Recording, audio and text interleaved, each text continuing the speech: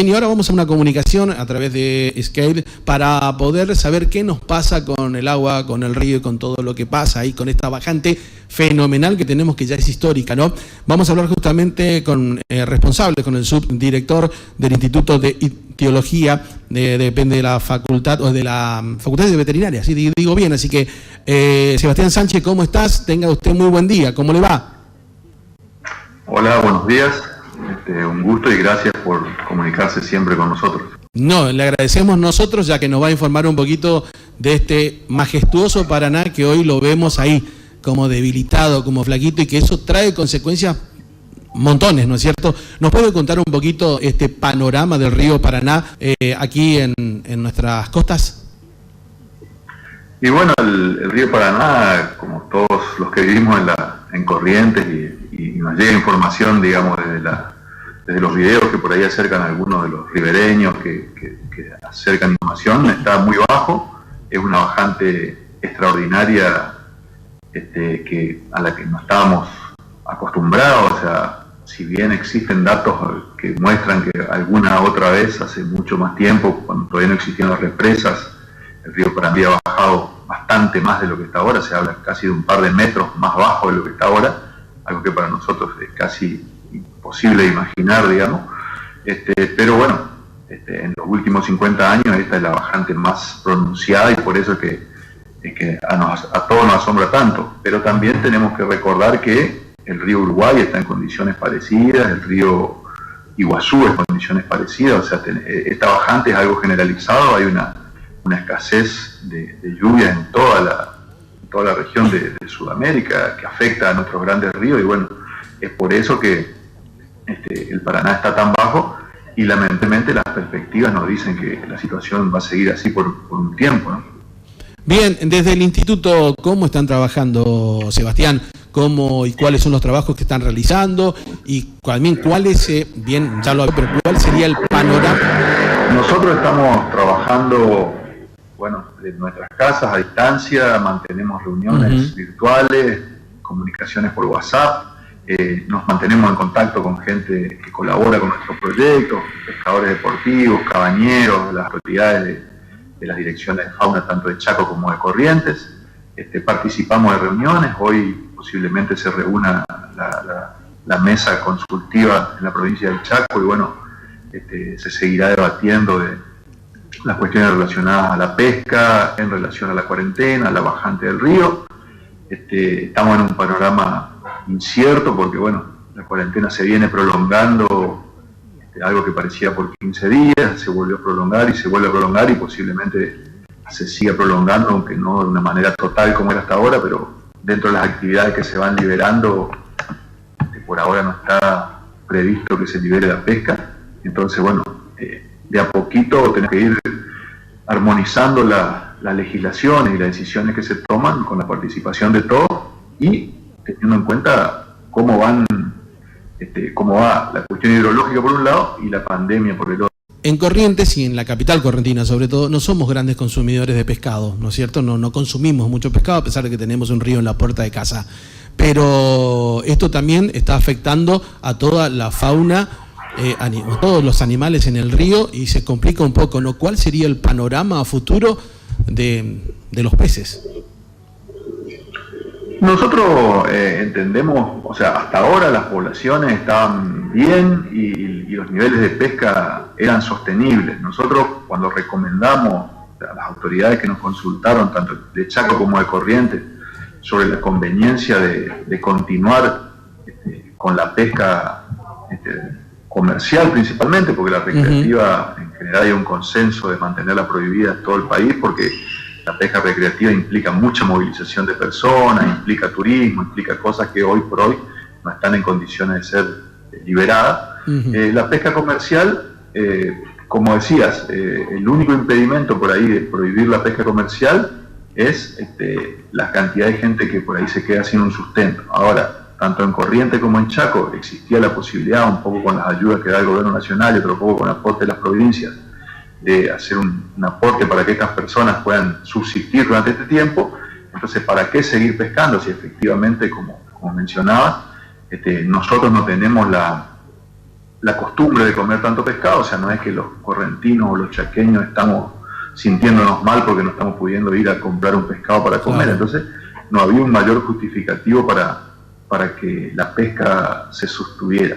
Entonces, otras provincias donde la pesca comercial tiene una incidencia ya un poco más desde el punto de vista económico, que más allá de está relacionado con negocios de exportación y otro tipo de cuestiones, han tomado otro tipo de decisiones. Seguramente son muchos más las cosas, los pros y los contras que ellos ponen en la balanza.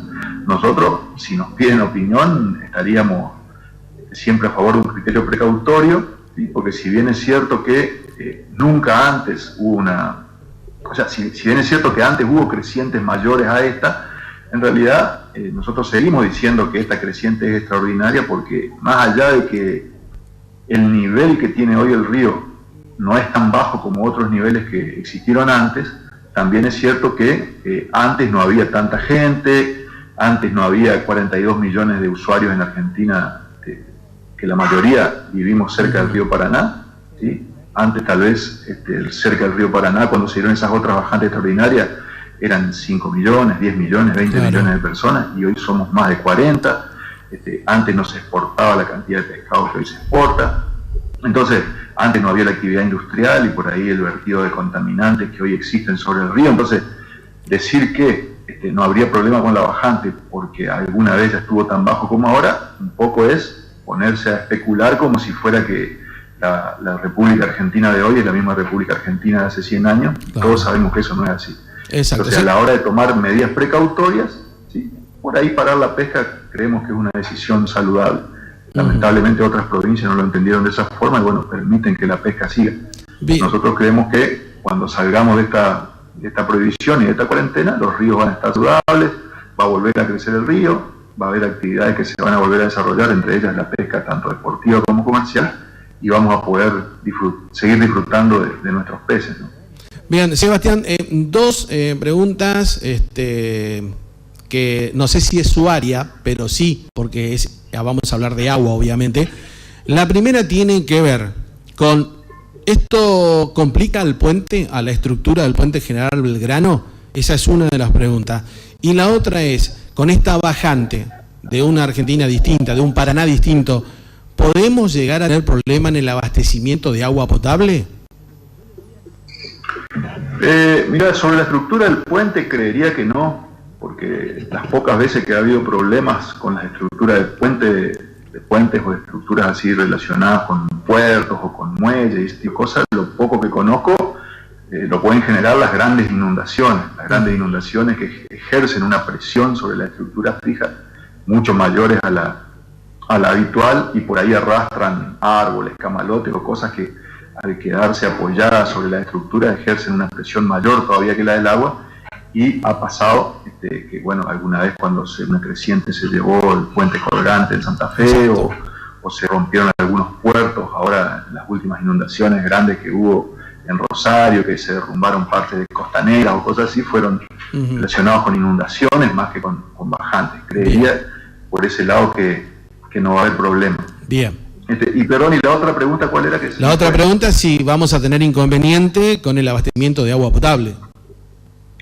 Bueno, y en relación a eso, el problema de los abastecimientos de agua potable se dan por problemas básicamente de la distancia a la que quedan las tomas de agua. O sea, en general, las tomas de agua de la mayoría de las ciudades están proyectadas para trabajar con el río con caudales normales o con bajantes como las tradicionales. Por ahí, alguna ciudad o en algún lugar particular pueda llegar a quedar la boca de la toma de agua un poco lejos del río. Ahora, en cuanto al caudal del Paraná, pensar que el consumo que hace la población humana te va a verse afectado porque nos vamos a quedar sin agua, eso desde ya que no, porque hoy el río Paraná está corriendo a la altura del Alto Paraná, digamos, la zona de paso de la Patria para arriba, que sería el aporte exclusivo del río Paraná sin tener en cuenta el Paraguay.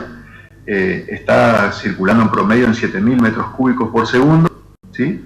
Sí. Que es más o menos la mitad del promedio anual normal del río, ¿sí? Por eso es que está tan bajo, pero en realidad la cantidad de agua que consumen las ciudades es ínfima en comparación a ese caudal, o sea, unos pocos metros cúbicos por segundo son los que necesitan ciudades grandes como Corrientes o Resisté para abastecerse. Entonces pensar que se va a ver afectado el suministro porque haya poca agua, no. Lo único que puede ser una cuestión mecánica, que si las tomas de agua de repente se quedan afuera del agua porque los caños no son tan largos, no se previó algún muelle flotante que no se quedara en la tierra o algo así, bueno, será cuestión de cargar esos caños y se solucionará rápidamente el problema. Bueno, la verdad que interesante lo que termina por decir en esta entrevista. Le agradezco mucho, Sebastián Sánchez, y bueno, y por el laburo que están haciendo también, porque no solamente tenemos que hablar de coronavirus, sino que también esta gran bajante que tenemos,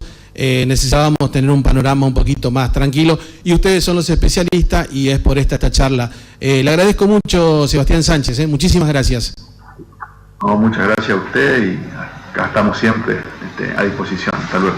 Muchas gracias, hasta luego. ¿No? Ahí estaba, ¿no? Se quedó tranquilo, no vamos a tener desabastecimiento de agua, estamos bien por ahora, el puente no le va a pasar nada, si hubiera más agua sí, así que todo tranquilo, y obviamente en algún momento la pesca no, hasta que se resuelva el tema, y que los peces están felices y contentos, no les pasa nada tampoco, así que bueno, y la contaminación del río tampoco es muy importante hoy por hoy.